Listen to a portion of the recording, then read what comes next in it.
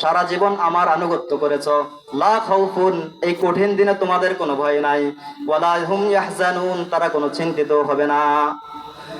উদখুলুল জান্নাতা আনতুম ওয়া আজওয়াজুকুম তুহবারুন, হে আমার অনুগত্যশীল বান্দারা, তোমরা স্বাচ্ছন্দ্যে তোমাদের স্ত্রীদেরকে নিয়ে জান্নাতে ঢুকে পড়ো।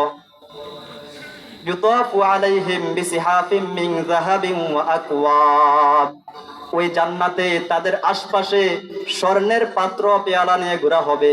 ওয়া ফিহা মা তাশতাহিহিল আনফুসু ওয়া তালাদ্দুল আয়ুন, আর ওই পাত্রের মধ্যে এমন খাদ্য থাকবে, এমন নিয়ামত থাকবে, মা তাশতাহিহিল আনফুস, যে নিয়ামত ভোগ করলে মন ভরে যায়, ওয়া তালাদ্দুল আয়ুন, এবং চক্ষুতে দেখলে নয়ন শান্তি হয়ে যায়।